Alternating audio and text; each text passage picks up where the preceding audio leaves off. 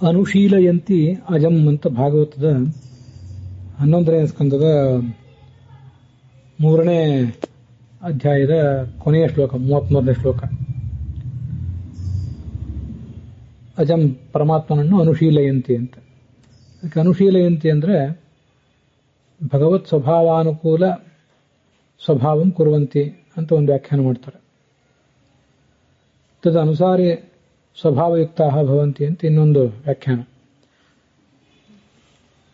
ಭಗವಂತನನ್ನು ಒಲಿಸಿಕೊಳ್ಳಿಕ್ಕೆ ಅವನ ಮನಸ್ಸಿಗೆ ಹೊಂದುವಂತಹ ಯಾವ್ಯಾವ ನಡೆ ನುಡಿಗಳು ಆಚಾರ ವಿಚಾರಗಳು ಬೇಕೋ ಅವೆಲ್ಲವನ್ನು ಅಳವಡಿಸ್ಕೋತಾರೆ ಅಂತ ಅನ್ನುವಂಥ ಉಪಸರ್ಗ ಇರುವುದರಿಂದ ದ್ವಿತೀಯ ವಿಭಕ್ತಿಯಲ್ಲಿ ಅದು ಪ್ರಯೋಗ ಕಂಡಿದೆ.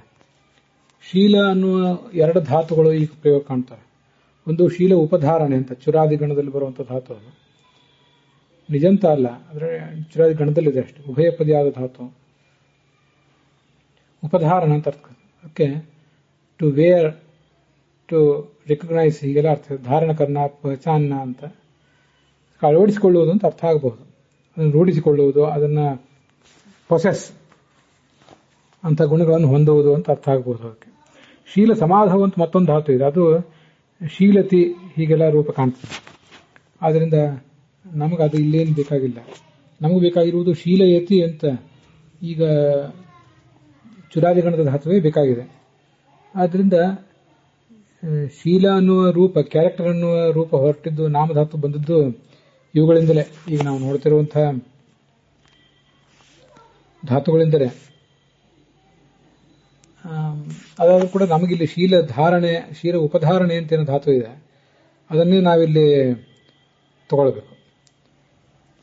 ಅದರ ಮೂಲಕನೇ ಇಲ್ಲಿ ಅನುಶೀಲಯಂತಿ ಎನ್ನುವ ಕ್ರಿಯಾಪದವನ್ನ ನಾವು ತೋರಿಸ್ಬೇಕು. ನಾವು ವ್ಯವಹಾರದಲ್ಲಿ ಬಳಸಬಹುದಾದಂತಹ ಒಂದು ಧಾತು ಇದು. ಹೀಗೆ ಶೀಲಯತಿ ಅಥವಾ ಶಿಶೀಲ ಅಂತ. ಆ ಶೀಲ ಅಂತ ಏನು ಧಾತು ಇದೆ, ಅದಕ್ಕೆ ಶೀಲ ಸಮಾಧವು ಅಂತ ಅರ್ಥ ಇದೆ ಇನ್ನೊಂದಕ್ಕೆ. ಅದಕ್ಕೆ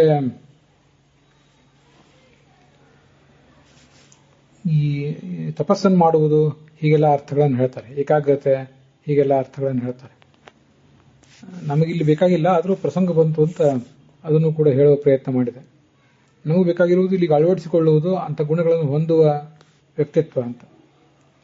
meditate, practice, to concentrate, to think, pray, to worship ಅಂತ ಹೀಗೆ ಅದು ಇಲ್ಲಿ ಬೇಕಾಗಿಲ್ಲ. ಅನುಶೀಲಂತಿ ಅಂತ ಒಂದು ವೇಳೆ ಇದ್ರೆ ಅನುಶೀಲಂತಿ ಅಜಮ್ ಅಂತ ಪ್ರಯೋಗ ಮಾಡಬಹುದಿತ್ತು.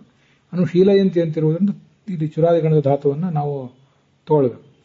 ಇದನ್ನ ವ್ಯವಹಾರದಲ್ಲಿ ನಾವು ತರಬಹುದಾದಂತಹ ಒಂದು ಸುಂದರವಾದ ಪ್ರಯೋಗ ಇದು.